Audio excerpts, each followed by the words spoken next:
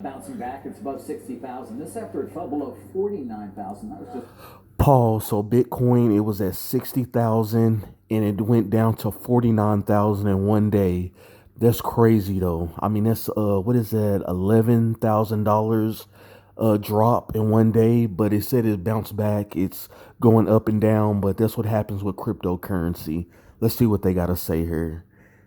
earlier this week. Mackenzie Sagalis joins us here at Post 9. She has more on what have been some sizable moves during the course of just a handful of days. Yeah, so David, the crypto market really a reflection of what we're seeing in U.S. equities. The market cap of all tokens back above $2.1 trillion. Bitcoin surging to $62,000 this morning. It was Pause. They said 62,000. It went up to 62,000 this morning. So it went right back on track. I mean, it's a iffy business with Bitcoin, but it's just a roller coaster ride, pretty much a roller coaster.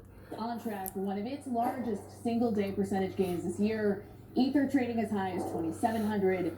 Meanwhile, more than $100 million in short bets on Bitcoin liquidated in the last 24 hours, helping to support Bitcoin's move higher.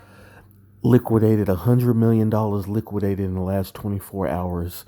That's wild. And it said it bounced back. I mean, from 62 to 49 to 60. I mean, hey, that's a hell of a jump.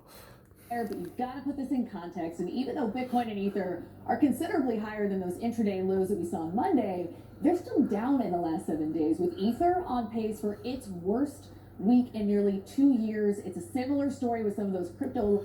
Now, the Ethereum, I don't know if they're talking about Ethereum, but Ether, I guess this is what they're talking about.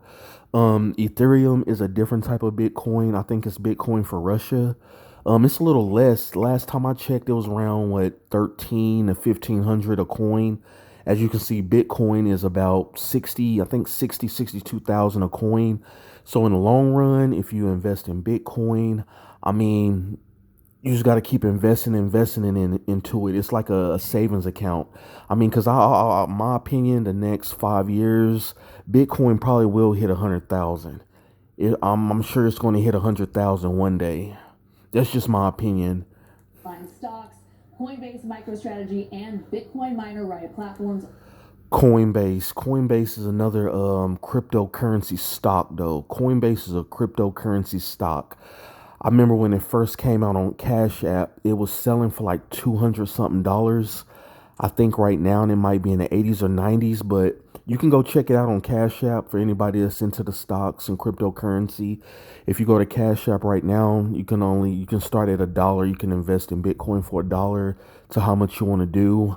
At one point, I remember I bought like maybe $30 to $50 of it. I held it for like a few months, see how I was doing, just to hold it for a while. But if you're a cryptocurrency investor, nothing too bad to invest in. I mean, I would take baby steps with it. Learn about it, see how it grows every month, every week, every day.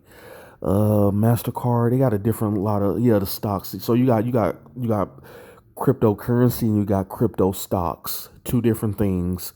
Hey, do your research, check it out. You might like what you see. All trading on pace for their third straight weekly loss. The big takeaway here, though, is really that the crypto market is pretty much. Pause. As we see it, Bitcoin slash USD coin metrics, 60,000. It's a plus $300. Went up 54%. Is that Ethereum? I think that is a 2,500. If that is right, that mug didn't almost double. Ethereum is up there. I mean, just think about it right now. And if you invested in Ethereum, if you had, I mean, you can use your income tax. If you got money saved up, that one's going to hit 5,000, 10,000. It's going to keep going up. But those are the two big dogs there, Bitcoin and Ethereum. If you want to invest in crypto, I would go with those two right there. Those are probably the big dogs there.